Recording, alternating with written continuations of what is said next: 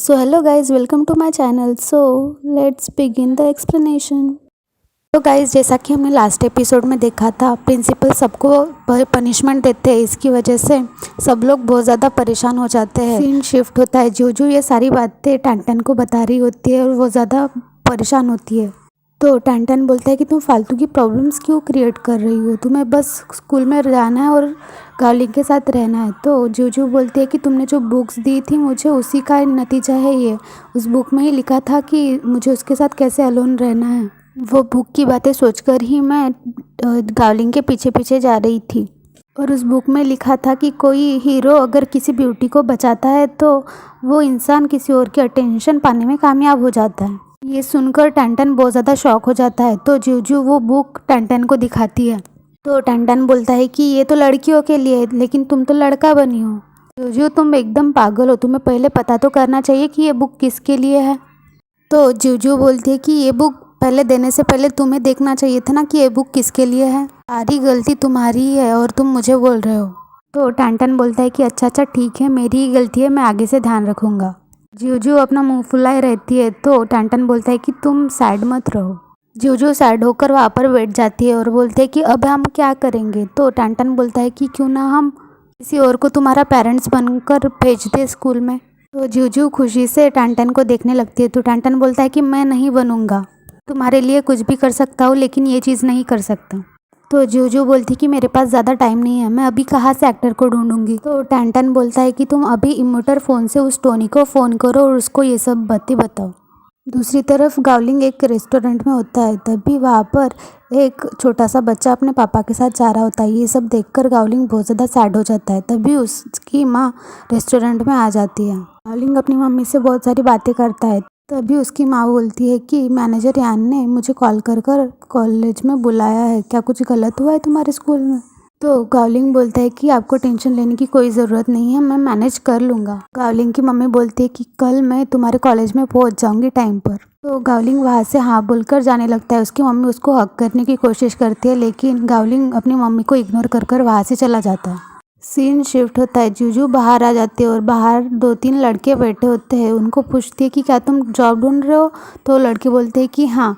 तो जूजू उनको पूछती है कि क्या तुम्हें एक्टिंग करियर में कुछ है नॉलेज। तो वो बोलते हैं कि ज़्यादा तो नहीं, लेकिन हाँ थोड़ा बहुत तो है। वो आदमी बोलता है कि हाँ मुझे थोड़ा बहुत एक्सपीरियंस है इस एक्टिंग का, मैं पहले एक्टिंग ही करता था। तो जूजू बोलते हैं कि क्या तुम मेरे पापा बनने की एक्टिंग कर सकते हो। तो वो आदमी मान जाता है और बोलता है कि कहाँ करनी है एक्टिंग। तो जूजू उसको ले जाने लगती है। तो जाते जाते वो आदमी जूजू को बोलता है कि क्या तुम इसके लिए मुझे पैसे दोगी, कितने पैसे दोगी। तो जूजू थोड़ा शॉक हो जाती है।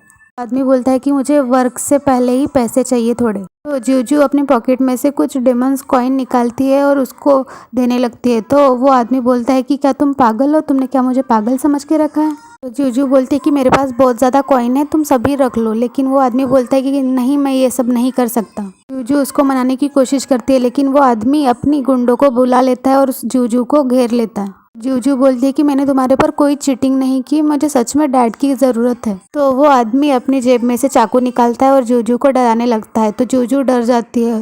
वो आदमी बोलता है कि तुम्हारे पास जितने भी पैसे हैं सब भी मुझे दे दो।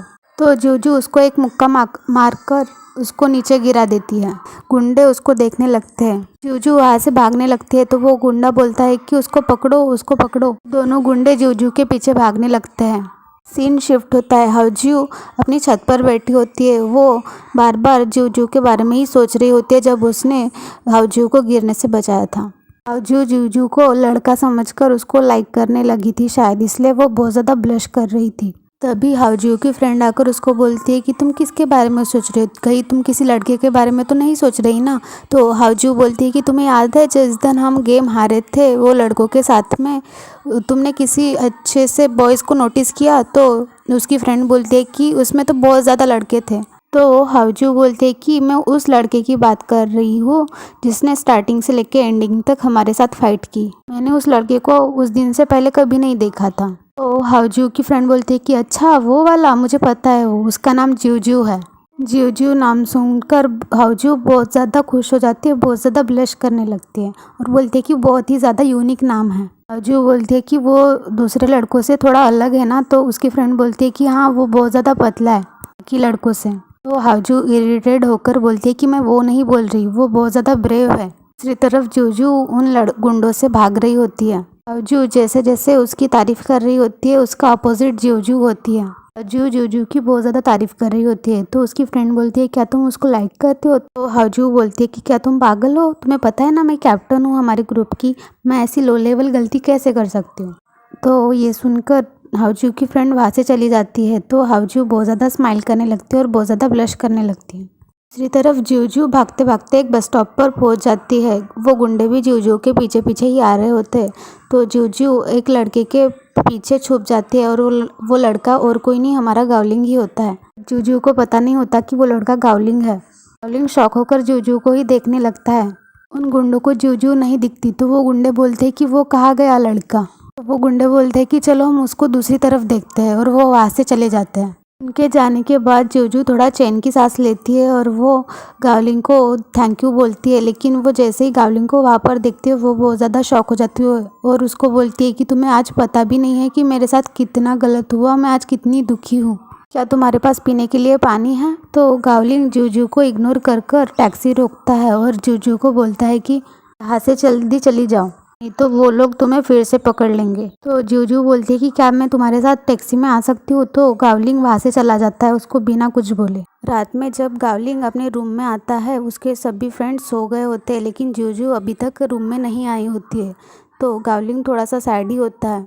गावलिंग उदास होकर अपने बेड पर बैठ जाता है। दूसरी तरफ जूजू टैंटन के साथ होती है। तो जूजू टैंटन को पूछती है कि अभी मैं क्या करूँगी। तो टैंटन बोलता है कि तुम्हें कौन सी चीज़ परेशान कर रही है? कहीं तुम पेरेंट्स और टीचर्स की मीटिंग को लेकर तो परेशान नहीं हो ना? तो जूजू हाँ में सर हिलाती है।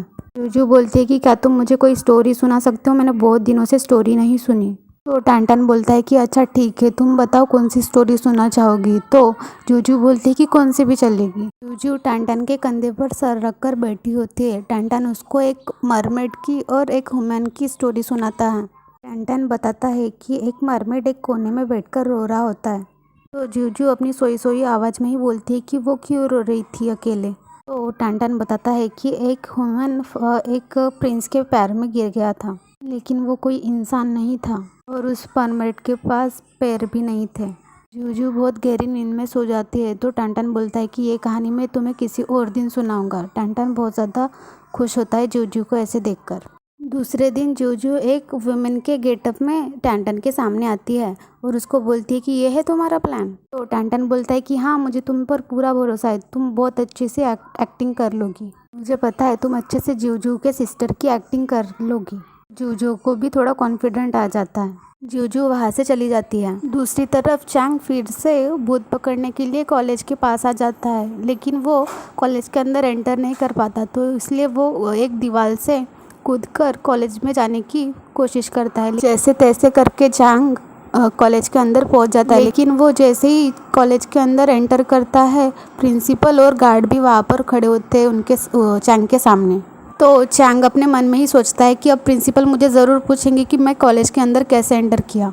अगर प्रिंसिपल ने मुझे कुछ क्वेश्चन किए तो मैं बोल दूंगा कि मैं बहुत ज़्यादा ड्रंक था, इसलिए गलत रास्ते पर आ गया।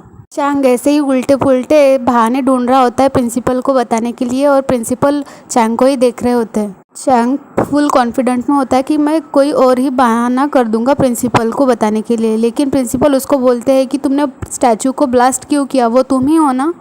चैंग कुछ बोल ही नहीं पाता। सीन शिफ्ट होता है, प्रिंसिपल अपने ऑफिस में होता है और प्रिंसिपल के ऑफिस में जूजू भी आई रहती है उसकी बहन बनकर। साइड में गावलिंग की मदर भी होती है। प्रिंसिपल जूजू को उसकी सिस्टर समझकर गावलिंग की मम्मी से इंट्रोड्यूस करते हैं। प्रिंसिपल बताते हैं कि गावलिंग की मदर एक म्यूजिशियन है। तो जूजू बोलते हैं कि आपसे मिलकर बहुत अच्छा लगा। प्रिंसिपल जूजू को बोलते हैं कि तुम्हारे फादर कहाँ पर है। तो जूजू बोलती है कि हमारे पेरेंट्स अब्रॉड में रहते हैं, बिजनेस है उनका। हमारे पेरेंट्स के लिए ये मीटिंग अटेंड करना बहुत ही ज़्यादा मुश्किल था, इसलिए वो नहीं आए, इसलिए मैं आ गई। तो प्रिंसिपल बोलते हैं कि ऐसी भी कोई खास बात नहीं थी, बस थोड़ी सी मिसअंडरस्टैंडिंग थी। प्रिंसिपल गावलिंग की मदर को बोलते हैं कि मैंने आपको बहुत ही ज़्यादा इम्पोर्टेंट बात करने के लिए यहाँ पर बुलाया है। प्रिंसिपल गावलिंग की मदर को बोलते हैं कि गावलिंग कॉन्सर्ट अटेंड करने वाला है। तो गावलिंग की मदर खुश हो जाती है और बोलती है कि लेकिन गावलिंग ने कौन सी मिस्टेक की है जिसके लिए आपने हमें कॉलेज में बुलाया। तो प्रिंसिपल बोलते हैं कि ऐसी कोई सीरियस बात नहीं है, लेकिन उसने 50 क्लासेस अपने अटेंड नहीं किए, लेकिन उसने अपने 50 क्लासेस स्किप किए। ये सुनकर गावलिंग की मदर बहुत ज़्यादा शॉक हो जाती है, लेकिन प्रिंसिपल बताते हैं कि बोर्ड मेंबर्स गावलिंग को डिस्क्वालीफाई करने के लिए बोल रहे थे, लेकिन मैंने बोर्ड मेंबर से बहुत ज़्यादा रिक्वेस्ट की तो वो मान गए। अभी गावलिंग जब उस रियल कल्प्रिट को पकड़ कर लाएगा जिसने स्टैचू ब्लास्ट किया, तो वो लोग गावलिंग को माफ़ कर देंगे अगर उसने रियल कल्प्रिट को पकड़ लिया तो। गावलिंग की मदर बहुत ज़्यादा शॉक होती है ये सुनकर कि गावलिंग ने 50 क्लासेस अपने स्किप किए। तो प्रिंसिपल बोलते हैं कि उसने ये क्लासेस जूजू की वजह से स्किप किए। तो ये सुनकर जूजू बहुत ज़्यादा शॉक हो जाती है और बोलती है कि अभी मुझे उसको सिखाना पड़ेगा कि ऐसा नहीं करना चाहिए। तो प्रिंसिपल बोलते हैं कि जूजू कहाँ पर है, अभी तक क्यों नहीं आया। तो जूजू बोलती है कि वो आ जाएगा जल्द ही। तो प्रिंसिपल बोलते हैं कि अच्छा ठीक है, हम जूजू के लिए वेट कर लेते हैं, वो जब आ जाएगा तो मैनेजर यान से बात करना इजी हो जाएगा। ये सुनकर जूजू एक्सक्यूज़ कर कर बाथरूम का बहाना कर कर वहाँ से चली जाती है। दूसरी तरफ बुफान भी अपने पापा को कॉल कर कर कॉलेज में बुलाता है, लेकिन उसके पापा बोलते हैं कि मुझे थोड़ा लेट हो जाएगा। लेकिन बुफान बोलता है कि दूसरों के पेरेंट्स तो बहुत जल्दी आ गए थे, आपको इतना लेट क्यों हुआ। चांग अपने फादर से बात ही कर रहा होता है, तभी वहाँ पर मैनेजर यान और उसके गार्ड चांग को पकड़कर ले जा रहे होते हैं। तो चांग बोलता है कि चांग गार्ड को बोलता है कि क्या आपने जैंग मैंग को देखा, वो मेरा नेफ्यू है, प्लीज़ उसको बताओ। तो गार्ड बोलते हैं कि ये नाम तो हमने कभी नहीं सुना, ना ही उसको कभी देखा। बुफान चेंग को ऐसे देखकर बहुत ज़्यादा शॉक हो जाता है। प्रिंसिपल और गार्ड चेंग को वहाँ से लेकर जाते हैं। दूसरी तरफ जूजू अपना गेटअप बदलकर फिर से लड़कों वाले गेटअप में आ जाती है और दौड़ते दौड़ते प्रिंसिपल ऑफिस में पहुंच जाती है। प्रिंसिपल को बोलती है, सर क्या आपने मुझे बुलाया। प्रिंसिपल बोलते हैं कि हाँ, लेकिन मुझे अभी तुमसे बात नहीं करनी, तुम्हारी बहन जस्ट बाथरूम में गई है, जब तुम्हारी सिस्टर बाथरूम से आएगी तब हम बात कर लेंगे। तो ये सुनकर उस जूजू बहुत ज़्यादा शॉक हो जाती है और बोलती है कि मुझे बहुत ज़्यादा इंपॉर्टेंट काम है तो मुझे जाना पड़ेगा। प्रिंसिपल बोलते हैं कि क्या काम है, तो जूजू बोलती है कि मुझे भी बाथरूम जाना है। जूजू वहाँ से भागकर चली जाती है। दूसरी तरफ बुफान एक पेपर में आग लगाता है और फायर करके चिल्लाता है। तो ये सुनकर प्रिंसिपल और गार्ड उस आग के पीछे पीछे भागने लगते हैं और चांग को वहीं पर छोड़ देते हैं। प्रिंसिपल ऑफिस में फिर से जूजू लड़कियों के गेटअप में आती है, जूजू की सिस्टर बनकर। जूजू इतनी भागदौड़ कर कर बहुत ज़्यादा थक गई थी। तो प्रिंसिपल बोलते हैं कि क्या मैं आपसे एक बात पूछ सकता हूँ। तो जूजू बोलती है कि हाँ पूछो। तो प्रिंसिपल जूजू से पूछते हैं कि क्या तुम सिबलिंग्स को कोई जेनेटिक्स प्रॉब्लम है। तो जूजू बोलती है नहीं हमें कोई प्रॉब्लम नहीं है, हमें कोई डिसीज़ नहीं है। तो प्रिंसिपल बोलते हैं लेकिन तुम इतनी 4 बार बाथरूम चली गई हो, देखकर मेरी आंखें दर्द कर रही है, प्लीज़ अब तुम इसी रूम में रहना जब तक जूजू वापस नहीं आ जाती बाथरूम से। तो जूजू अपने मन में ही बोलती है कि मैं अभी ज़्यादा भागदौड़ नहीं कर सकती, मैं बहुत ज़्यादा थक गई हूँ। प्रिंसिपल बोलते हैं तुमने कुछ कहा। तो जूजू एक फेक सी स्माइल करती है। दूसरी तरफ बुफान चांग को गार्ड से बचाकर अपने पास लेकर आता है और उसको बोलता है कि तुम्हें कोई आइडिया भी है तुमने क्या किया अभी, हमारे पास दिमाग भी है। तो चांग बोलता है कि हाँ मेरे पास दिमाग है। बुफान उसको इरिटेट होकर शटअप बोलता है। बुफान चांग को बोलता है कि हमने पहले ही बात कर ली थी ना इस बारे में कि तुम कभी मेरे कॉलेज में नहीं आओगे, तुमको अभी गार्ड ने और प्रिंसिपल ने पकड़ ही लिया था, क्या तुम्हारे पास दिमाग भी है। तो चांग बोलता है कि आप प्लीज़ मेरी एक बार बात तो सुनो। तो बुफान बोलता है कि मुझे कुछ नहीं सुनाई, मुझे ये बताओ कि वो स्टैचू ब्लास्ट करने वाले तुम ही थे ना। तो चांग उसको एक्सप्लेन करने के लिए खड़े होने लगता है। तो बुफान उसको मारने जाता है। तो चांग अपना दर्द का बहाना कर कर पैर का बहाना कर कर फिर से बैठ जाता है और एक्टिंग करने लगता है।